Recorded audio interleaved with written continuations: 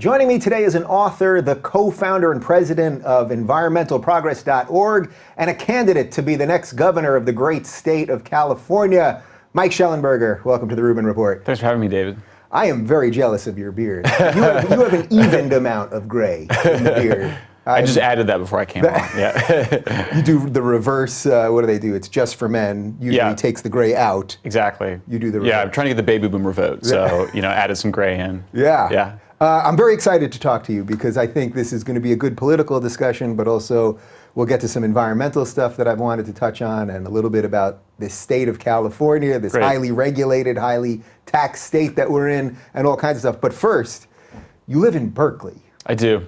What the hell is going on in Berkeley these days? I mean, really, what's going on there? It seems like it's become one, it was once the home for free speech and real liberalism, and it seems like it's become this sort of hysterical, crazy, silencing mob up there. What's happening? I mean, in some ways it's funny because it's supposed to be an outlier, but in some ways it's similar to what's happening in the rest of the country. People don't listen to each other. It's so striking. I think that the social media gives people a lot of confidence in their views. They have a lot of information available to them, and so people are just not listening. And I find that everywhere. Berkeley is certainly the case. We've been smug for a long time, though, in Berkeley. We pioneered it. Yeah, but have you seen a change, let's say, in the last 5 or 10 years? Has something actually changed, or was this all just sort of what's happening nationally? I mean, when I sort of changed my views, in particular of nuclear, and dealt with some of the backlash against that gave me a different point of view on the broader kind of culture and the ways in which people are intolerant and don't want to hear it. But just because of my age, I think, and I hadn't been associated with the university, I had a think tank in Oakland, lived in Berkeley, but I hadn't really had a lot of interaction with the students until recently, so I didn't even know about trigger warnings, until a couple of years ago. And then I was like, what are those? So live in Berkeley, had a think tank in Oakland. I'm just trying to paint for the people that don't know you. You come from a lefty area and all that stuff. Yeah. So before we get into the nuclear stuff, which is really, I think, your key thing, tell me just a little bit about your history. What do I need to know about you before we get into the meat here? Let's see. So I'm a Gen Xer, born 1971. Raised, in that fear of the Cold War, as you probably had, saw The Day After on television when I was in, 12, terrified of nuclear war. My parents were Christian pacifists, but they also divorced, so I was a kid of divorce, suburban Colorado, very left-wing kid, my parents were pretty liberal. And then I moved to the Bay Area after college to work with a left-wing activist group called Global Exchange. So I've always been sort of a man of the left, and when my views of nuclear in particular changed in the environment, then I sort of was able to kind of start to give myself permission to rethink other things and not believe everything I thought, so to speak, and to start to question some of those things. Yeah, and that's why I thought you'd be a perfect guest, because what we're about to talk about now, your sort of evolution and what you're pushing against and where you get support, it sort of fits a lot of sort of where I'm at and a lot of what some of my other guests have dealt with. Right. So tell me, as you woke up to nuclear, all right, so what was the sort of base environmental thinking when you just got out of college and were working in this industry? Yeah, I mean, I had sort of that sort of basic, simplistic, kind of lefty view that all of the problems in the world were due to big corporations and capitalism, and that's what was wrong with the environment. And I had this picture, I think, that a lot of people have still, which is that a more beautiful world would be solar panels on your roof, an electric car in the driveway, and we wrote about how to achieve that, but the more we were writing about it, the more we realized the limitations of solar and wind, in particular as energy sources. And we had a bunch of friends who were just like, if you're concerned about climate change and air pollution, why not nuclear? And we had to go through a process, really took several years to sort of finally answer that question and go, we got to have nuclear if we're going to deal with climate. Yeah, so before we fully get there, what are some of the limitations? Because I think most people, even now, even though you're saying this was a couple years ago for you, even now most people I think have that idea. If we just all had solar panels on our roof and if we had more wind turbines and all that everything actually would be okay. But that's actually not what you argue. That's right, and my views sort of have evolved. But I mean, the biggest problem that people are aware of is that you only get electricity out of wind and solar when the sun is shining and the wind is blowing. And people kind of go, well, maybe the sun is shining when the wind's not blowing, or the wind, Right. And it's like, no, that's not really true either. So you always have to have power plants ready to run at any minute. Usually natural gas, because you can fire them up so quickly. And people go, what about batteries? Batteries are really expensive. Just getting enough of them to store the amount of electricity you need. I mean, I think we calculated that if you took all of the batteries in California and you stored all of electricity, you'd have like a couple of hours max, So, and that would be taking all the batteries out of cars and trucks. So It's a lot of batteries. it's a lot of batteries, yeah. Yeah. Other thing is, batteries are terrible for the environment. And there's another problem with renewables, which is that they take a lot of space because the sunlight and water and wind are energy diffuse. You have to get a lot of wind to get enough electricity out of them, or you have to cover a lot of area to get enough concentrated sunlight to make sufficient quantities of electricity. You actually have big land use impacts, and if the whole point is to save the natural environment, you end up doing things like killing a lot of desert tortoises in the Mojave, and then you have a big waste problem that we haven't solved. Both solar panels and batteries contain high levels of toxic waste. In fact, about 200 to 300 more toxic waste from the same amount of energy in solar panels than is created from nuclear. Wow. So when you it's really the big problems with renewables are actually environmental problems. And it also tends to make them more expensive. Yeah. And Do you think then that there's no place for them, or is there some place, like if you were to Yeah. drive from LA here, if we were to drive towards like Palm Springs, there are in the hills, you see plenty of wind turbines. Yeah. Obviously here in LA, because of the amount of sunshine, we see plenty of people with solar Yeah. panels on their roof. Every time I go to Home Depot, there's always Yeah, like yeah. 5 people that try to accost me and get me on solar Sure. panels and all that. Do you think there's any place for those things? Oh, sure. And there's one place for them is in my backyard. I have. All right, some. there you go. I mean, I think that solar was traditionally used for remote applications. So places where you don't have electrical wire, it doesn't make sense to have electrical wire there. Solar panels are really cool technologies. I mean, there's nothing wrong with them. I think there's something wrong when we are subsidizing the most affluent members of our society to have them, and that's what's happened. So California has seen our electricity prices went up 40%. At a period where, they went up 4 times more than they did in the rest of the country over the last 7 years. And a big part of that was we were subsidizing people to get solar and wind. I think if you're doing some experimental work, some R&D, perfectly important role for the government. That's how we got jet turbines and a lot of the technologies in our iPhones. But when you're kind of constantly subsidizing them, the people that get punished is working people, middle class people, poor people, because their electricity prices go up. And so that starts to have a concern, a universal concern, whether you're liberal or conservative or whatever. Yeah, so I want to get a little more to that and Yeah. government's role and whether that's the answer. We'll shelve that for now, but I'm very much aware of that because even right now, as I've looked into it a little bit, I see that a lot of subsidies have actually run out in California. There's a lot that are expiring at the end of the year and all sorts of other stuff. And also just by a function of having this studio, I mean, you see all these lights. Like these lights, they burn hot and they suck a ton of electricity. Right. So my electricity bills are crazy. So Right. this is something I'm very aware of. So Yeah. tell me when you started realizing that nuclear wasn't the evil thing that perhaps it had been portrayed as. I think I helped to stop a proposed radioactive waste repository actually in my late 20s. But as you got concerned about climate, you started hearing people talk a little bit more about it. I think my views were probably softening even before I became directly focused on it. But then it was really a couple of friends. One of them was Stuart Brand, who was sort of the originary hippie, Whole Earth Catalog, advisor to Governor Brown in the 70s. He wrote a famous essay in 2005 and then a book in 2009. And by the time I read the book in 2009, I was pretty persuaded because he just went through all the evidence. The accidents really were not what people think they are. The waste is actually the best kind of waste because there's hardly any of it. It's easy to manage, never hurts anybody. What do they do with the waste? Because I think that's Yeah. that's what we usually think of, or I always think Yeah. of the nuclear power plant in The Simpsons and the three-eyed Yeah, fish. yeah. That Right, probably exactly. did more damage for your Yeah. argument than, Oh, yeah, than yeah. anything else out there. Yeah, but the first thing you learn is you go, oh wait, the waste isn't green and liquid because it was in The Simpsons, which is how I got my information. Yeah. Yeah, And Mr. Burns was running for governor, which Oh yeah, there you go. is what you were doing. He's a little bit more money than I got, but Yeah, You know, I mean, right now what we do with it is fine, I think. You take the spent fuel, you take the fuel rods out of the nuclear reactor, you cool them in water for a few years, and then we put them in dry cask storage right there on the site where the plant is. From an environmental point of view, that's like exactly what you'd want. I mean, when you grow up kind of learning about the environment, the first thing you learn is that waste always has to go somewhere, right? It doesn't disappear. No. And you have to be responsible for taking care of the waste products from our consumption. So nuclear is like the only way that we make electricity that does that. Right now, we don't have any protections that solar panels won't just go into landfills and leach toxic chemicals or be sent to Bangladesh to be torn apart by kids in slums.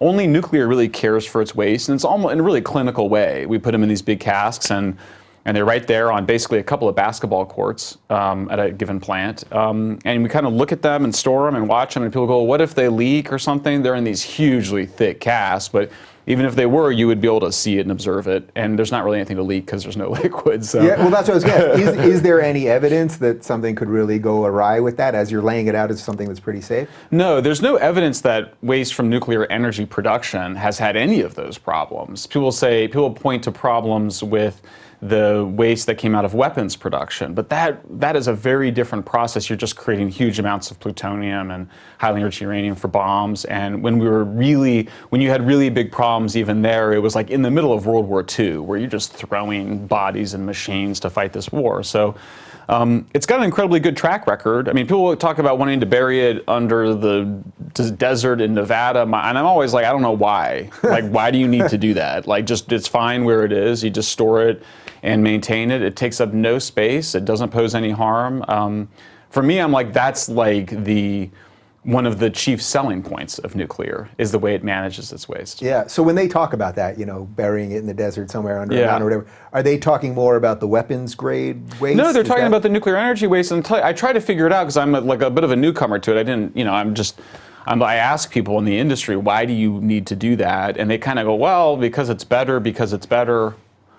Look, people made a lot of money building that big hole in Nevada. I think from a libertarian point of view, you kind of go, there was a lot of money to be made on these fears that were manufactured and that were used to manipulate people like us that grew up in the 70s. So you would think that there's some relationship between like a bomb going off and the waste, and there's just nothing. The waste can't be used in that way. So I have to say, it's one of the things I find most frustrating and baffling. Is it also one of those things that you really, and this is why I wanted to have you on the show, to really unpack this stuff, you really have to have some basic understanding of how this all works. So when you even mentioned before that the different ways between weapons grade and just civilian use for power, I don't think people have any sense that these are different things. Right. No, I they don't don't know a lot about it, to be honest. They don't. Yeah. And the funny thing is, so I'm working on I've got a book that I'm doing on the history of nuclear.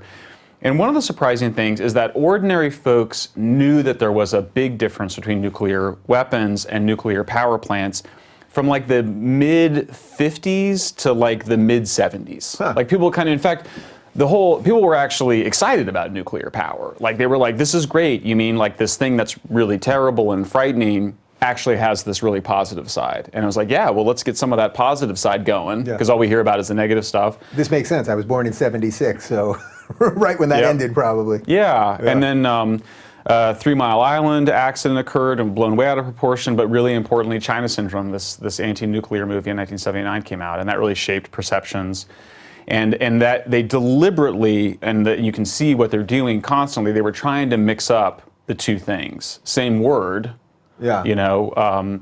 But it's funny because we have a lot of dangerous things in our society that we actually use for positive things. We're even injecting polio virus into people's brains to kill cancer, particular kind of cancers. We obviously we inject our children with dangerous diseases to protect them. So I think we're capable of having a more complex understanding of that technology, but there is vested interests and ideological interests in maintaining people's fears. Right, so there's sort of two separate things here. There's one is what the reality is, and then there's the other where when you hear about 3 Mile Island or Chernobyl or any of this stuff, what's the argument, that your best argument, when there's something that actually is a disaster in the case of Chernobyl. I guess you're saying 3 Mile Island not as bad as they hyped it up to be. Yeah, so I mean, there's 3 serious accidents that involved melted reactors: 3 Mile Island, Chernobyl, and Fukushima. The worst was Chernobyl, and even the worst one killed shockingly few people. Basically killed the firefighters who put out the fire, about 50 to date. And firefighters die putting out fires. So it's not like unique to nuclear accidents. There's about a 1% mortality for the several thousand people that got thyroid cancer, and then that's it. Like no increase in any other cancers. So nothing else? Nothing else. If you would have asked me just without knowing anything about this, I think I probably would have said, oh, there's probably like some sort of even generational thing going on. No, definitely not that. I think that's really the meme that's out there. That's the one that they even promoted a lot, was that somehow they were like, if you got exposed to radiation, then your kids would have some problems, and we don't see that. And that's great. I mean, it's one of those things where everyone should have been like, yay, like yay, we discovered that nobody was harmed, let's celebrate. But people were like, no, there's got to be something wrong. I mean, I think there's also it is such a different way of making heat. That's what nuclear plants do. They make heat, and then the heat's used to make electricity. But there's no smoke. I mean, there's no fire. There's no smoke. And that's just weird. I mean, humans have been around for, 200,000 years. And we really evolved, and our pre-human ancestors helped to make us with fire. So fire is just a central part of human stories around the world and a central part of our identity. I mean, look at the Greek myths.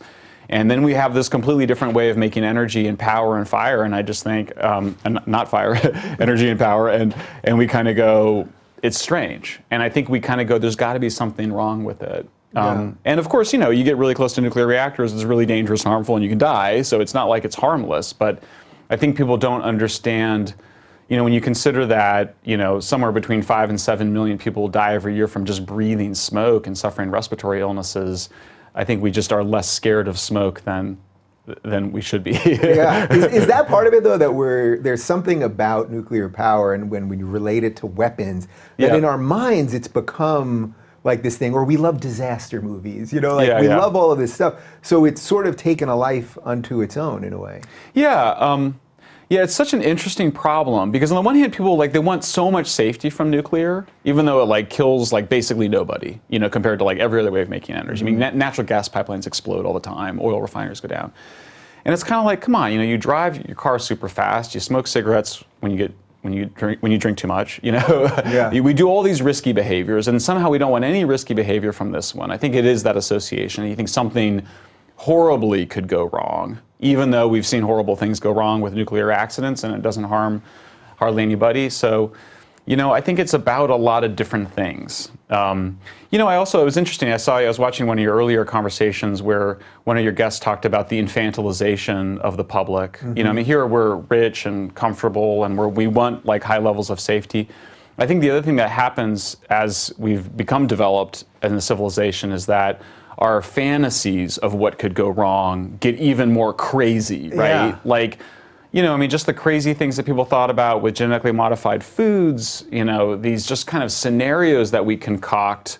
It's different from what it was 100 years ago. I mean, when you're trying to deal with a cholera epidemic or a polio epidemic, you don't need to fantasize about horrible things going wrong. You're watching them happen. Yeah, it's interesting. I'm not going to remember this story totally correctly, so I have a feeling you'll be able to clean it up. But I grew up in Long Island, and there was a power plant either that was coming or that they wanted to move or something. Indian Point, does that sound right? It's Shoreham. Yeah, in Shoreham. They wanted to build the Shoreham one. They did finish the Indian Point one. Oh, okay. So, but I remember just around that all the time. I think I was maybe around 12 or something. Yeah. And I remember hearing about it all the time, and that's when the phrase NIMBY got in my head. Not in my backyard. Yeah. And just this endless hysteria that people were talking about, that we're all going to have tumors growing out of our head and all this craziness. And I guess you're saying there's no evidence for any of that. No, and it's always those panics that occur, and I think you have to consider it as a panic. It's always about something else. There's something going on in the society. I mean, the people it's not everybody that was equally afraid of nuclear plants, right? It's people that have particular views of the world and that are suspicious of the government, suspicious of corporations and the system. Suspicious of modern life, and so they're the ones who are more prone to have those kinds of fears. I think we see something different on the conservative side, the political right. They have different fears that, and they express themselves differently. Yeah. So, okay. So when you start having this sort of wake up to nuclear and you're in this pretty lefty field in the geographic places that Yeah. you're in, what kind of pushback did you get? Oh, a lot. I mean, a lot. I mean, and it's continued. Although I have to say, it's gotten a lot better. I mean, we saw one of the big environmental online magazines just came out with a long article in support of nuclear. I was in a documentary film that came out in 2013, so it's been now 5 years almost, and that's how long these things take for people to kind of calm down and look at the evidence, and you just get up every morning and you continue to advocate and people, facts still matter. Yeah. Do they matter? Yeah, I think hope they so. do. I mean, Yeah. I think you still need time. There's a way in which facts matter more than ever because there's so much opinion out there. Everyone's got an opinion, but real facts, you kind of go, look, it's the World Health Organization. Mm-hmm. Do you think there's a conspiracy involving thousands of scientists to cover up some deaths that occurred? I mean, it just doesn't really make sense for most people. Yeah. There's obviously a lot of conspiracy theorists and crazy ideas, but I think that a lot of people have come around on the issue. Yeah. So a lot of my former guests have been progressives that have sort of had a kind of awakening, and then they end up being hated by the very people they were with. Were you getting that? Oh, yeah. I'm sure you were getting pushback on the intellectual ideas. Yeah. But I just want to sort of understand, because I think my audience is very sure. attuned to this. When you start doing something a little bit different, I just want to understand sort of the level of hate and pushback you were getting. Yeah, it's hard. I mean, you get a lot of, it's important to remind yourself that it's sort of not about you. Because you take it personally. Yeah. You're like, well, I'm not that kind of a person. And there's oh, they're just projecting stuff onto you. The most painful stuff was when I had a friend on my Facebook page accuse me of being on the take from the nuclear industry. And I was just kind of like, look, dude, the friendship is over. I was like, that's... But and he apologized later, but it was an interesting interaction because it was kind of like, hey, man, you really kind of let yourself forget who your friend was, in this kind of, it was in the midst of all the Bernie Sanders stuff where Bernie was attacking nuclear and he was a big Bernie guy. And I just remember being like, you're just caught up in something. And actually you need to kind of take a minute and get control and think about what you're saying and who you're saying it to. Yeah. And he apologized for it, but I was kind of like, how do you do that at a mass level? Where you kind of go, hey, everyone, can we just, deep breath? Yeah. Can we all take a deep breath and Yeah, refocus? but I love hearing that personal side of it because I think so many people are going through that. Not necessarily with nuclear power like you're going through it, but just with whatever Something. their own Yeah. political evolution is. So let's talk about Bernie in this for a little bit Yeah. because he was campaigning against this. Now, if the science is as clean as what you're saying is, then why wouldn't the progressive, lefty guy who's always talking about, what does he say, an environmental revolution, right? He wants a social revolution and a political revolution and an environmental, he wants environmental justice. I don't even know what that means. But, Right. but why wouldn't he be for this? That's a very interesting question, and I suspect there's a lot of different reasons. I mean, some of it is he's an old guy. It's very hard for old people to change. It was hard for me to change my mind about nuclear, and I was in my like late 30s, early 40s. And again, you have to overcome a whole bunch of associations. There's basically a picture. A lot of what gets called environmentalism doesn't have anything to do with the environment. It has more to do with the kind of society you want. And so the idea would be we should have decentralized food and energy production. We're all going to have our own little chicken coop and our own little garden and got our a own coop solar back panel. there. There you go. Yeah. You're part of it. Yeah, I'm trying. My chicks aren't laying yet. They're 18 weeks right now. So any day now I can have an egg. There could you be go. one at the end of this. I'll Yeah, let gladly me have make you it. an omelet. Yeah. Yeah, I mean, we have a little garden in the back, and the amount of money and labor we put into that garden, I'm each tomato is $500, So, it's a bit of that fantasy. I mean, I love working in the garden, right? It's great to work in the garden. It's great to have fresh eggs and for people that can afford it and you might want it, it might be cool to have solar panels for a variety of different reasons. I think that when you kind of get too caught up in that and you start to think that I'm going to produce all my food that way, or I'm going to produce all my energy that way, that you've really started to lose touch with kind of a basic understanding of how, materials and energy and society works, and you're letting that desire for a fantasy to take over. So that's kind of what we come up against. I think that's where if you can kind of get people out of their own life and their own how they want to live in their backyard to, well, how are we going to, there's 7 billion people on Earth, so how are we going to provide food and resources for everybody? That helps to recontextualize things. Yeah, so what's the connection there between, or what's the disconnect, I should say, between sort of progressivism and using nuclear power? Because what you're saying is this can bring more energy to people at a lower cost than a lot of the other things that we're using at a safer level. I mean, Yes. It seems to me that even though, yes, Bernie's an old guy, it seems like this is something he should have come around on. So I'm still missing that disconnect. Maybe we just don't know. Yeah. Or is there something about the way the left is with environmentalism that's so connected now to solar? Yes. And wind and stuff like that. Well, and it's funny because it all actually happened here in California, and you can see the difference between our current governor, Jerry Brown, and his dad. His dad was governor, and he was the Democratic Party that I kind of was raised on as a kid, so the party of the people. You know, it was a party for the working man, the working family. Everyone gets a high wage. You build highways, agriculture, factories. The 60s occur, his son gets elected, Jerry, for the first time, 1974, takes power in 1975, and he says, he's interviewed by William F. Buckley actually, he says, we all have to do with less. We need to have less material consumption, we have to obey limits. Well, it's a striking thing to hear from not just who he was as a Democrat, as someone that was up for everybody prospering, but it was also, he's one of the wealthiest families in California. Of course. They owned a huge oil monopoly from the Indonesian military dictatorship. So who were the people that were promoting this idea of doing with less? It was the wealthiest members of our society. It was often kids that inherited, family wealth, they had land. And so one of the most surprising things in running for governor, as I learn more about the state, is our housing crisis is a direct consequence of that same worldview that took over left liberal politics in the 70s. Before that, the idea was there should be abundant housing. People should be able to buy a home. And home ownership was really very progressive, right? Because homeowners have so much wealth in their homes, and progressives wanted to promote that. Well, Jerry Brown gets in, and his anti-development, so-called environmentalists get in there, and they seek to restrict homes, housing, consumption, energy, and it was almost like the opposite of what came before it. So you're telling me that first term Jerry Brown is the guy I have to blame for the mortgage that I'm going to be paying for the rest of my life on this thing? Yeah, and really he's now, he'll have served 4 terms when he leaves office at the end of this year, or at the beginning of next year, I should say. And it's, again, you kind of go, well, then why was Jerry like that? I mean, that's where in my book you kind of are like searching for it, and I think you just kind of get to a backlash against basic progressive and liberalism. I mean, that's the funny thing. There's a backlash against making prosperity for all.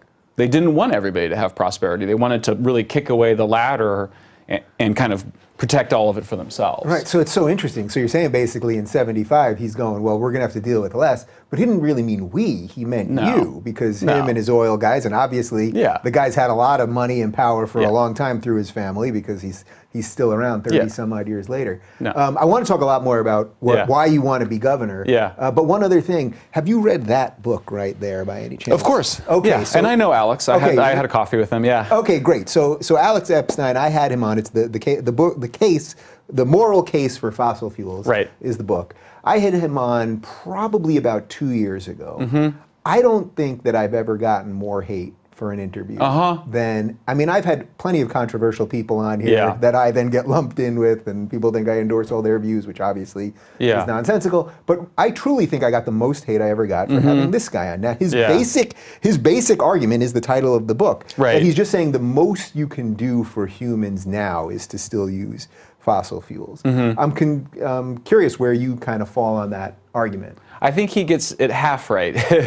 My view is that my view is very simple in some ways. I think now that I know more about housing and schools and other things, I'm like, well, that's really complicated stuff. But energy, I think, is pretty simple. So most of us start off in societies using wood and dung as our primary energy. Anything is better than that, including burning coal, right? Because it's terrible. You breathe the smoke, and it's just the labor involved, right? So then you get electricity from coal and hydroelectric dams. Those are the first thing poor countries get. So there's really a moral case for coal and hydro if all you're using is wood and dung. But then I also think there's a moral case for using cleaner burning fuels like natural gas and uranium. So he wants to, Alex did a good job with this book in the sense that he wanted to start a conversation about how are we going to stop poor countries from using fossil fuels? That's really unethical. But I think he should go the other step to say, look, there's even if you don't worry about climate, there's air pollution, there's other impacts of fossil energy use, and if we've got this fantastic alternative, and usually we go from coal to natural gas and then to uranium, then we should keep going. It's energy transitions, and these energy transitions, which I don't want to get too much in my campaign, but these energy, a little bit I do. Yeah, we'll get there. We'll get there. I promise. Don't worry. Yeah, the energy transitions. When you go from horse and buggy to internal combustion engines and trains, are what drives those transitions from energy sources. So you go from wood and dung to coal, in part because of trains, but also factories and whatnot. And then I think you eventually get to an electric-powered world, electric cars, electric heating, as we move towards nuclear. Okay, so we've hit then solar, we've hit wind. Let's just do two of the others. You mentioned one of them right there. So let's just talk about natural gas first. Yeah. What do we need to know about natural gas generally? The first thing to know is that just like on so many other things, Americans are just the luckiest people in the world. We have so much oil and gas. It's just incredible. Like a huge amount of our wealth in the last decade came from this fracking revolution, which of course environmentalists supposedly hate, although in many ways they really like it. Yeah, so that was going to be my second one to ask you, but I guess I'm really asking the same question, right? Yeah. So, I think I have two things I think are important to know about natural gas. The first is that it's just way better than coal. Like we went and looked at all the scientific peer-reviewed research, and it's just on every measure: water use, water pollution, air pollution, carbon emissions, everything. Gas is just better than coal. Of course it is, right? You use it in your kitchen, and it's safe. Yeah. It still explodes sometimes and kills people. Yeah, but I want to talk to you about the exploding water. Yeah. And it's not as good as uranium, which we use for nuclear. Similarly, on all the same metrics, uranium performs better. So there's a way in which I just kind of go, this is just basic energy density, this basic physical facts about these fuels makes a progression exist: wood to coal to oil to natural gas to uranium. I think the other thing that's important to know, and I think one of the challenges I often make to my libertarian friends, is that the government played a very positive role in all of these energy technologies. Maybe with the exception of coal, although there's a little bit there. But really, oil and gas, the U.S. government has constantly been supporting R&D. Nuclear came out of a military weapons program. So I think that when you think about these energy transitions, I think there is a role for government. Because there is a public benefit in terms of moving towards cleaner fuels and also faster and better transportation. Yeah, so let's just do fracking 101. Yeah, sure. Because every time you say fracking, people think of the fire coming out of their faucets. Yeah. They think of, to make another Simpsons reference, they think of Burns' Slant Oil drilling company that almost destroyed Springfield. Yeah. Is that what fracking is? The funny thing is the famous water faucet on fire scene. Yeah. We now think came from a much older natural gas well, not from fracking. And the fracking itself is just breaking up the rock, the shale rock, and allowing the gas to escape. That's not the stuff you would worry about if you cared about the environment. What you worry about is the disposal of the water and the sealing of the pipes where the gas comes out. So the things people tend to worry about or think about, I think it just got tied up with the word fracking as well, which sounds like a bad word. Right. But the funny thing is, coal has actually gotten cleaner over the years. Natural gas has gotten cleaner over the years. Oil burning, cars, everything is cleaner and better. But never as good as that next cleaner energy source. So the better way to think about it, I think, as we get caught up in how do you get the gas and whatever, you need to have some protections of the environment and the public, but really the main event is to move from these dirtier energy sources to cleaner ones. Okay, so let's talk about your campaign for governor of the great state of California. You were a lifetime Democrat, and as you said, your parents were progressive, lefties, liberals. But you're running as an independent. So I'm running as a Democrat. Oh, you are running as a Democrat. Did that change? It did. All right, I didn't make that up. No. Oh, okay. When I announced, I said I was going to run as an independent. Okay. And I was and am frustrated and upset with the Democratic Party. I was raised this was the party of the people. Yeah. That was what my parents taught me. That's what I believed. And it has been completely taken over by basically landlords and energy companies and special interests and in California. And things have gotten worse, not better. Highest poverty rate in the country, highest taxes. Those two things aren't supposed to go together, right? Right. I thought those were supposed to go the other way. Exactly. If you're going to have the highest taxes, then you should have Massachusetts levels of poverty. And if you're going to have the highest levels of poverty, then you should have like no tax or something, right? So something's really wrong with the party. And, I'm a little bit like, I don't know if you remember that scene from The Abyss when Ed Harris takes his ring off and he like throws it in the toilet, because he's so upset with his marriage. Yeah. I felt a little bit like that with the Democratic Party. It was like, just, and then I kind of fished it out of the toilet, put it back on my hand. I was like, okay, if I'm going to do this, not only do I have to, become governor, we also have to clean up the legislature. You have to get serious reformers in, and we got to reform the Democratic Party. Because it's just not responsive to the people. Any Abyss reference in politics works for me. Good, okay. How do you think they powered that ship? Let's just say exactly. Nuclear? Yeah. It's probably nuclear. It had to be. Had to be nuclear. Yeah. Not to mention the alien ship, by the way. What's fusion. That? Not to mention the alien ship. Right. Fusion. Who knows what that one was? Wait, so you originally said independent. Now I get your frustrations with the Democrats. Please, anyone watching this understands. I'm with you on that. Yeah. What caused you to shift? Was that purely a tactical? It's just easier. You mean back to Democrat? Yeah. Yeah. I mean, it's a little bit like, it's probably more emotional and sort of about just who I am and just kind of being like not wanting to give up on this thing that I believed in. Like I said, I think the Democratic Party up until like 1975 was right on a bunch of stuff. It started getting really crazy after that. And frankly, it started becoming kind of the opposite of what it was supposed to be, particularly in California.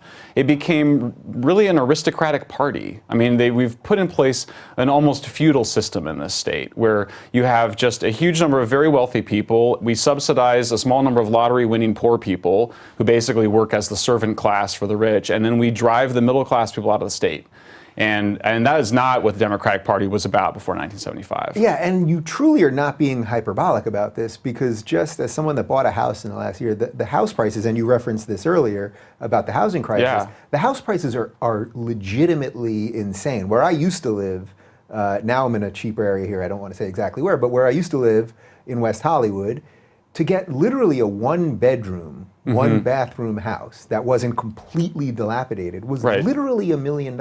Oh, yeah. No, I mean, look, in 2011, when Jerry Brown took office, over half of Californians could afford a middle-class home. Today, just 28% can. Millennials in California, only a quarter own homes. In the rest of the country, it's over 50%.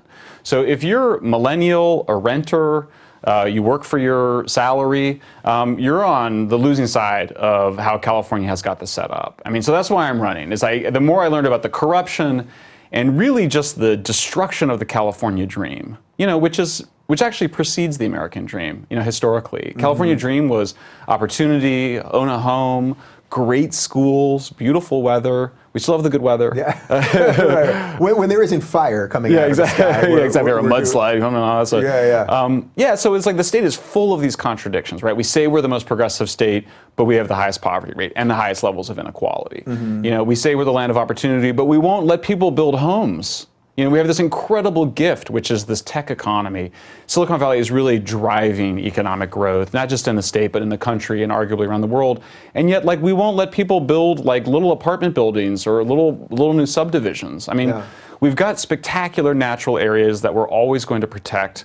But here's the most stunning thing. The biggest use of land in the state is cattle ranching, still. Like a 19th century economic activity, and we won't let people, we can't let people build a home because of the cattle? We're putting cattle and cows before middle class people, before millennials? You and me, Gen Xers, we kind of might be able to sneak in there. We got our homes at the we got in before they shut the door finally. But millennials are really in trouble unless we can significantly expand housing. So what is the solution in terms of taxes? It seems to me, and I've only been in LA for 5 years, I'm only a homeowner or I've only been in California for 5 years, I'm only a homeowner for basically a year. Yeah. We're taxed at incredibly high levels. Yeah. Obviously, I'm not into that. And as you're saying, the money that they're raising doesn't seem to be doing the things in terms of helping the people who need it the most. It doesn't seem to be really working. Right. How do you fix that? And how would you fix that from inside the machine that you're saying is actually so corrupt? Well, this was one of the most exciting parts. I mean, it's funny because I was so focused on energy, and then I was kind of like, okay, I'm going to try to look at California as a whole.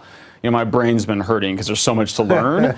But when you get a broader view of it, you have a broader picture that goes, look, we need high levels of economic growth. You need high-paying jobs. That means that we got to stop losing good manufacturing jobs to Texas. We got to get Toyota to stay here. We got to get, really it's about supplying these big multinationals, Boeing or Apple, making high-value products for the, high-value components to those products. Is that purely a tax break thing? Like, is that purely that these companies sometimes want it's just infrastructure, and sometimes it's just having housing for their workers. Toyota took 3,000 high-paying executive jobs from California to Texas because they couldn't afford the housing. Yeah. The executives were like, look, in Texas I can buy a house for much less. The median price home in California is 2.5 times higher than the national average. So just having more homes makes the state more able to retain high-paying jobs. So these things are all interconnected in that way. So housing, sometimes it's just infrastructure. Like if Amazon or a Costco or whatever, if they need some infrastructure built and it's a good deal, we should be doing that. Mm-hmm. And the reason that we're not is because the leaders of our state and leaders of this party really don't believe in it. They really are about keeping California expensive and elite to themselves. I mean, it's really a country club, kind of liberalism. It's really illiberalism. So if Jerry Brown was sitting here and heard you say that, what do you think his counter argument to that would be? He would say that he's been trying to get housing built, but he's just got these powerful special interests. I mean, he does say it directly. He says the unions and the environmentalists are opposed to it. Now, I've looked closely at this question, and the truth is that most of the labor unions, especially like SEIU or the teachers union, 17% of teachers can afford a home in California. I mean, that's just scandalous.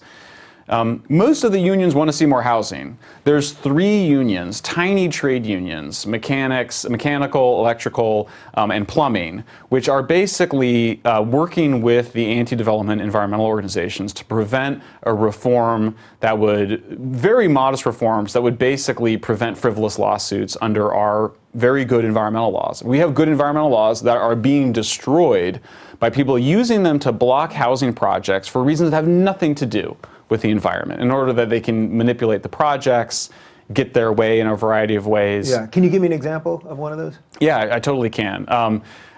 In Berkeley, I'll give you one from my hometown. The New York Times did a great piece on it. There was a single-family home in Berkeley that they wanted to, on a nice-sized lot, they wanted to demolish the home and put up 3 homes, sort of switch them vertically, and you have a little driveway that would go in.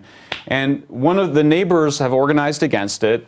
One of the reasons they gave is they complained that it would cast shade on their garden. Mm-hmm. And it was like they have a photo of the garden in the New York Times, and it's just the most pathetic looking, like, I'm sorry, like, I was like, that, I don't even think those plants are alive, and like, they're like, oh, we use it to produce food for ourselves. I was like, if that were true, you'd all be starving to death. So stuff like that. There's sort of a question, is it economically rational? In other words, if you allow another house to get built, will your property value decline? I just don't think there's any, supposedly if you have more supply, the prices would go down. Mm-hmm. But there's just so much pent-up demand for housing. I don't even think that's the case.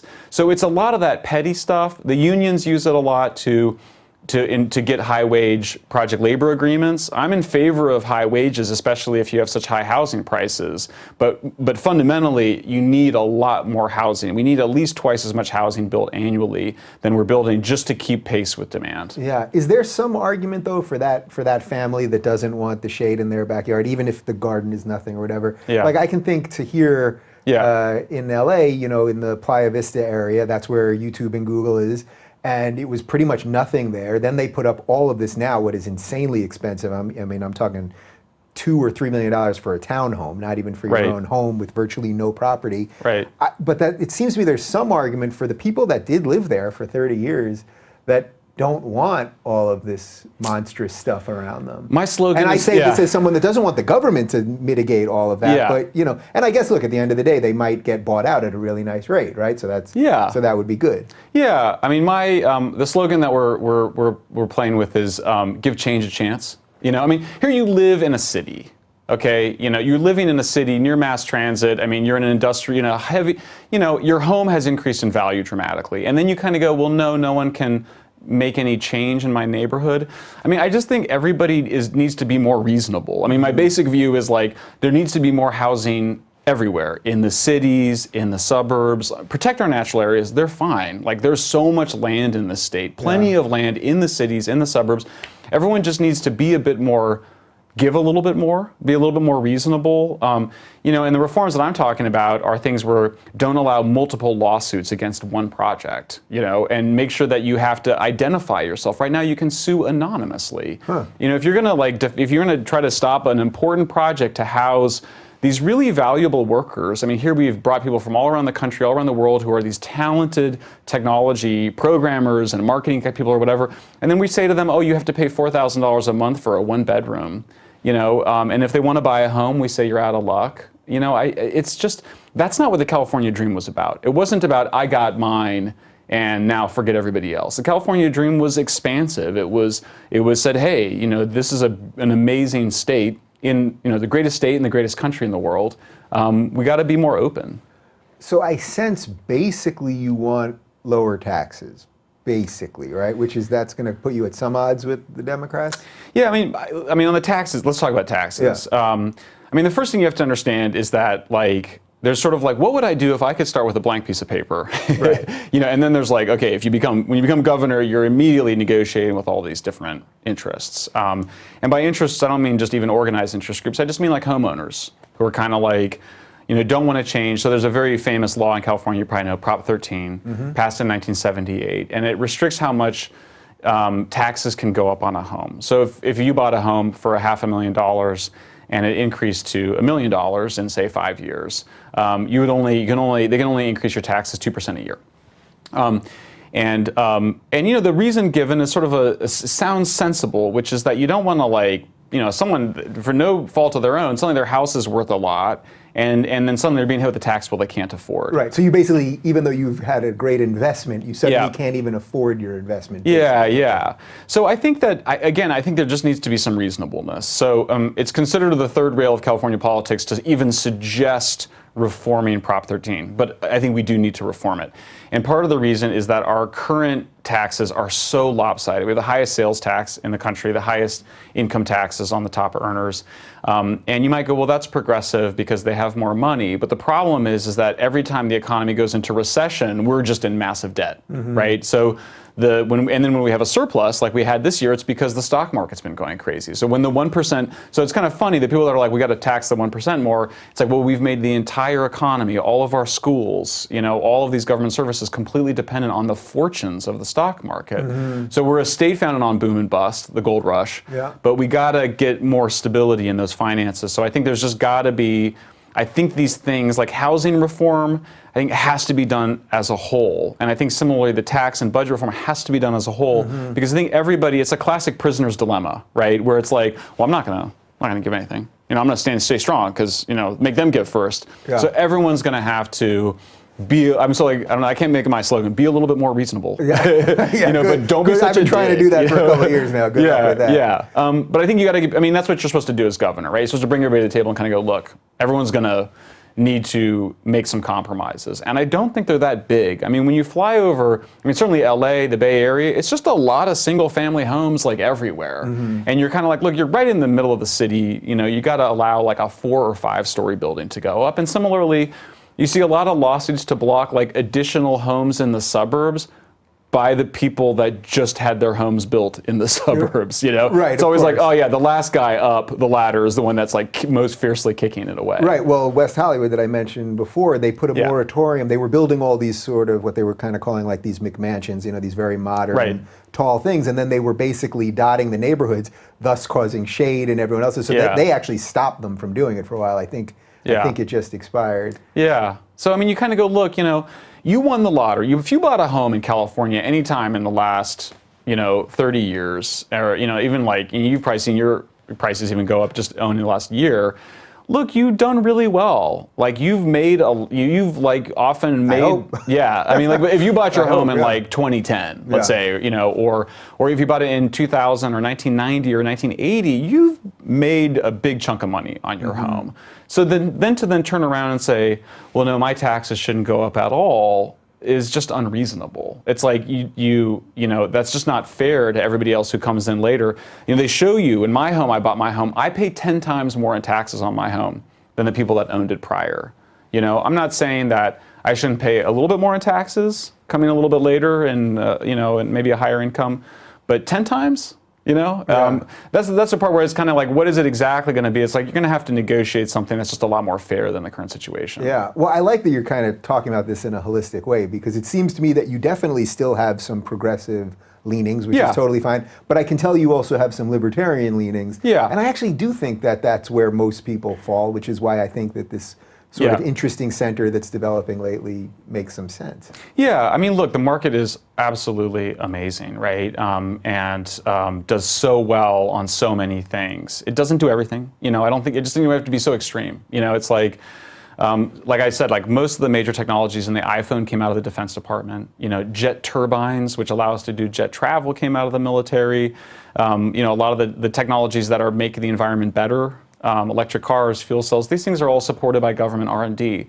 When you're talking about 20 years of subsidies to industries that are plowing money into campaign contributions and the technologies still aren't very good, that's when you have real problems. But it's almost impossible to beat that machine, right? I mean, that's really what you're up against right there. If you're going to really say we got to stop subsidizing some of this massive stuff, and I suspect Jerry Brown probably gets a lot of money from those guys, and just that the machine itself has existed for so long, that's really what you're up against. Well, what's cool is that, so when I sort of got into this, discovering this corruption scandal that I think is really important, but most people, you know, their eyes glaze over. It involves the Public Utilities Commission, and everyone's like, oh. Right. But I just, you know, I mean, what I learned about it is I was like, well, how do you solve corruption? Like, there's a history here. So what you discover is that there's just these natural cycles of corruption and reform. And they've occurred several times in the 20th century. One of them occurred in the 1920s and 30s. Another one occurred in the 1970s.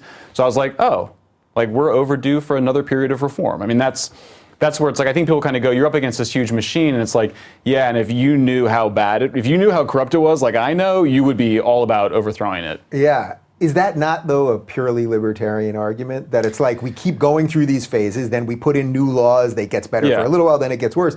But that the libertarian argument would be, all right, get rid of all these laws. We're extremely over-regulated here in California. Get rid of all of this, and let's just see what the market actually does, because we just simply don't know.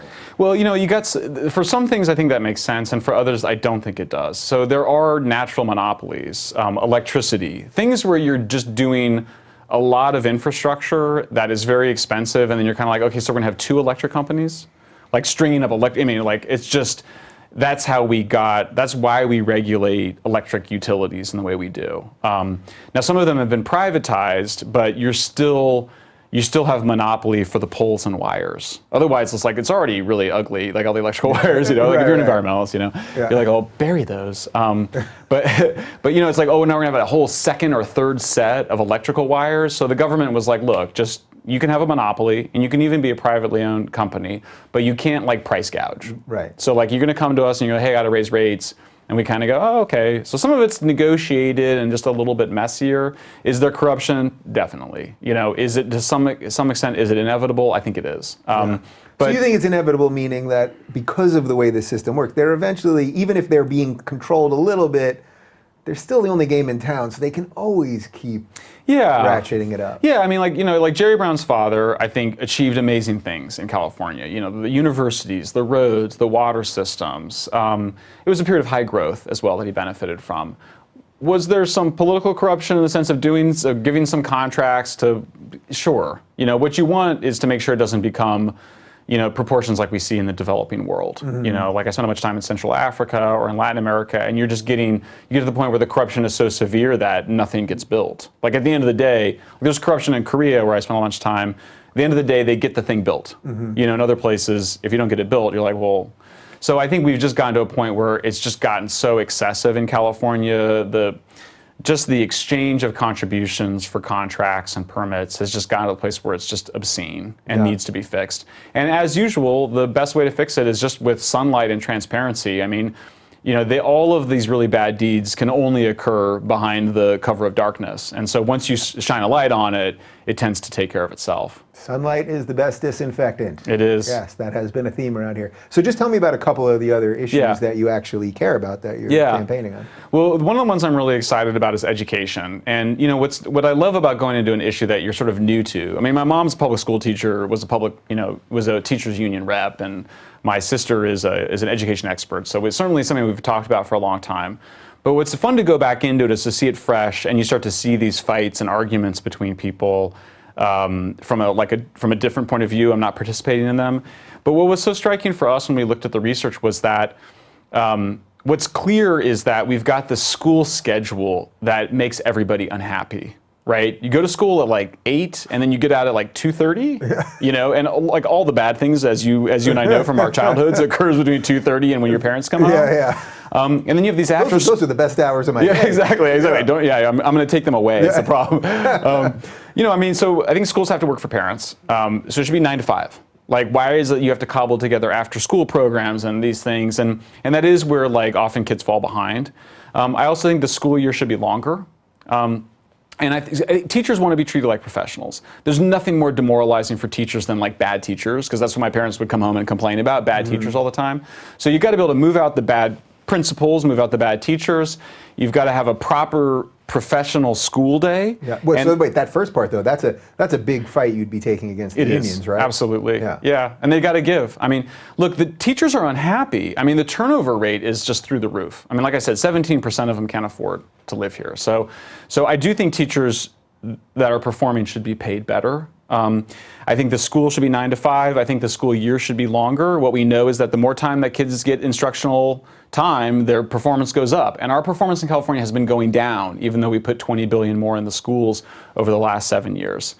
And that's what seems to be one of the places that, again, libertarians go crazy with California. It's like you keep pumping money into things, but then every time we test it, every time we look at the numbers and we compare you state by state, it's worse. It's worse, and it's frankly, it's a scandal. And the people that suffer the most, it's the usual, the poor, African Americans, Latinos. Performance has been flatlining or even declining. And so, because if you're wealthy, if you're privileged, you can send your kids to private summer science camp and stuff like that. So I would like to see a significant reform. Again, it has to go with taxes. If you're going to go year-round, it's probably going to cost more. How are we going to finance that? Again, you just got to have a wholesale reform of taxes. I think education, what is exciting, though, is that a longer school day and a longer school year means you have more time to do the instructional on math and science and reading, which kids need to get up to snuff. But then you also have the time for the other stuff. Arts, physical education. We need to do more physical education.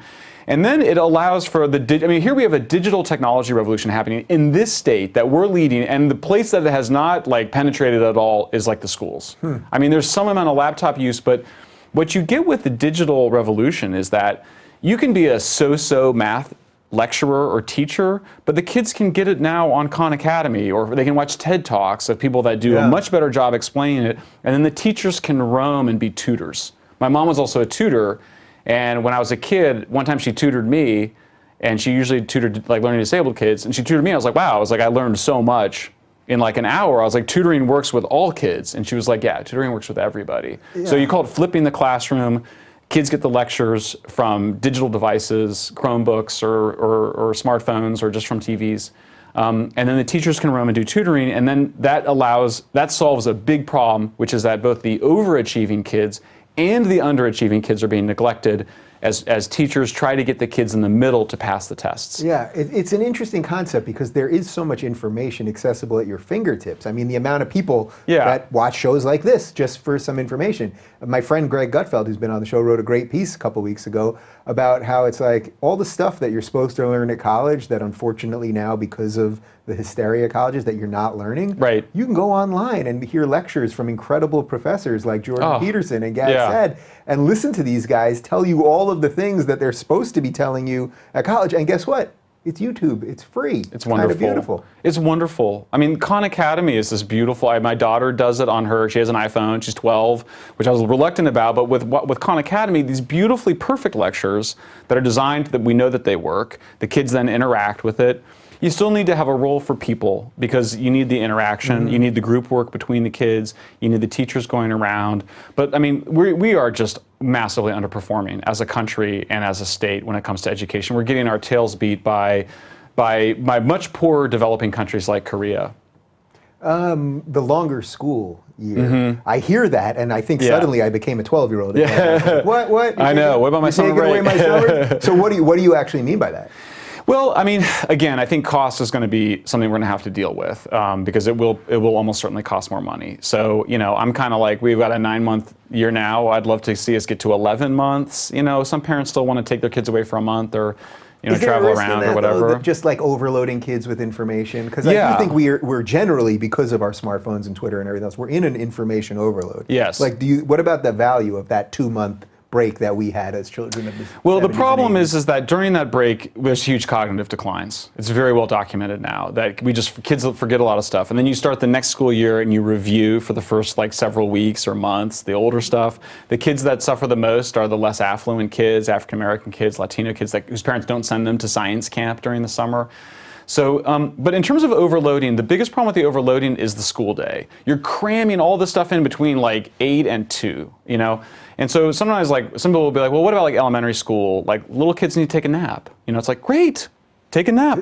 It's maybe the teachers can take a nap too. Yeah. Or they'll be like, what about arts? And so I think there should be more, as a writer, I walk a lot. I don't know how I could ever write anything if I didn't just walk and think about it. So I mean, there should be more downtime to respect the fact that our brains get tired and the kids need some time off, and the first part of the day is going to be more productive than the second part of the day. But if you have more time, you can deal with that. The other thing is that I'm going to eliminate homework and I'm going to eliminate schoolwork for teachers. So get yourself back in your 12-year-old mind. Well, no more homework. All right. All the homework is done at school. Okay, because you were losing me a little bit with this longer thing. Exactly. Okay, but now no homework. All right. Yeah, so 12-year-olds no with you. homework. And then, my mom would come home. She would come home from school, whatever it was, 4 o'clock, 5 o'clock, make dinner. And then she would go back to work grading papers and preparing for lessons, in the evenings, when it should have been family time. And I think that what I'd like to say to teachers is just go, look, you get to leave the work at work. You get to be what everybody else gets to do. You go home from work and you're not supposed to work anymore. You get to watch television, watch a movie, be with your kids. And then the kids too, they get to leave the work at school. And so the homework and the schoolwork, the grading, the lesson plans, all gets done at school and is opened up by having kids that are able to get a personalized digital education with the world's best lecturers and teachers online. Yeah, so that's an interesting way of kind of splitting the difference. Okay, we're going to extend this day. Yeah.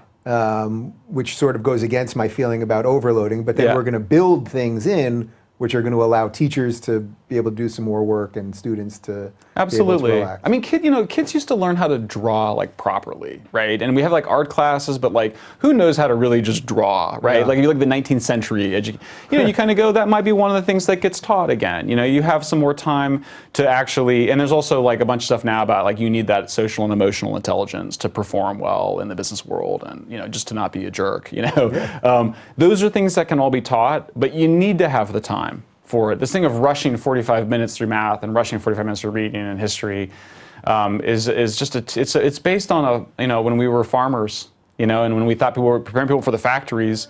Now we know that we're all so different in how we learn. We're at different levels. We can go at different paces. I wasn't very good at math. I was pretty good at reading.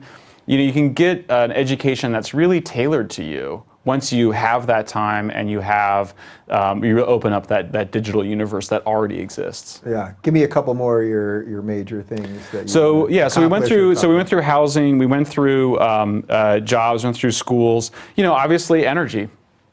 Cheap, reliable, clean energy is essential to be able to bring back those good manufacturing jobs. There's, people have the wrong idea. They think, all the manufacturing has to go abroad. High-tech manufacturing needs to be here, but it needs cheap energy, and it also needs skilled workers. So one of the other reforms that occurs, and it's the relationship between the jobs and the schools, apprenticeship programs. Young people want to have mentors. They want to have masters that they apprentice with. Well, so let's get Boeing and Apple to have supplier companies here, whether it's in the Central Valley or in LA, and it should have a direct relationship to the high schools and the community colleges. And then we need the cheap energy. So we've got 2 nuclear plants. They've shut down one of them. And that's what led to the corruption scandal. They're trying to shut down the second one. They provide total 40% of our clean electricity in the state. I want to get them started back up again. People worry about the safety. I think they shouldn't be worried. But the other cool thing that's going on is that they have made a lot of progress in what are called accident-tolerant fuels. Fuels that, if there is a loss of coolant, and there's a risk of them overheating, it would take many hours and potentially many days before they overheat. So if those fuels should be tested in we're innovation central here in California. So we should be testing these innovative meltdown-proof fuels, and then really pioneering their use and their diffusion throughout the whole around the whole country and around the whole world. So I think, and then there's just so many other needs for that energy. Basically, if you have abundant, cheap, clean energy, then you can desalinate water. This whole water crisis that Los Angeles and California find themselves periodically in doesn't need to exist at all. With cheap, abundant, clean energy, you can recycle the water, you can desalinate the water. There should be plenty of water for the farmers and for people that live in the cities. LA should be green. This idea that we have to turn off our water is just part of that forced deprivation and manufactured scarcity that came out of an ideological turn against prosperity in the 70s. That's what I think that's the revolution that we want to affect. So you're telling me everywhere I go, we're in between the roads going one way and the other, and they have the grass that's not green anymore, Yeah. and they say because we're saving water. You're saying that's actually not necessary. You don't need to do it. I mean, yeah, it'll cost some energy to desalinate and to recycle, but look, we greened the whole desert in California. It was deserts. We turned them into farms. This whole area was very arid. We have the technology to produce abundant water and abundant greenery, and abundant greenery is wonderful for a lot of reasons. It keeps the cities cooler. It captures carbon. So there's and it makes life more pleasant. But this idea where we all have to this austerity, this forced sacrifice austerity, really starts with an attack on cheap, clean energy, and in particular on nuclear. Yeah. Anything I need to know on the social stuff with you? I have a sense of I could probably figure it out. Yeah. Just by everything else I know. Yeah. I don't think the government should decide who gets married. All right, we're good to go. I mostly think that stuff has been a way to just drive us apart. And I mean, does anybody think transgender bathrooms is like one of the big issues facing California? Nobody does. I don't even think the people in North Carolina or wherever that thing happened think it's a big issue there. Actually. No, so I think I'd like to actually get to a place where it's like we're talking about what's the common good and not what affects this interest group or this, I think that identity politics has just, gone really too far. It's made us lose sense of who we are as a people. Yeah, well, I feel like that might be the sentence we should end this on, because I have been looking, my whole audience knows, I've been looking for somebody that sounded like a sensible Democrat that I could try to want to support. Oh, real quick. Yeah. My former guest Zoltan Isvan is also running for California governor this year. Is he running? Well, he's a transhumanist. Yes. Is that technically a party that can run, or is he running as an independent? You can. What's cool is that we have what's called an open primary, and so anybody can vote for anybody. And so if you're Democrat, you can vote for Republican, and if you're independent, just means decline to state.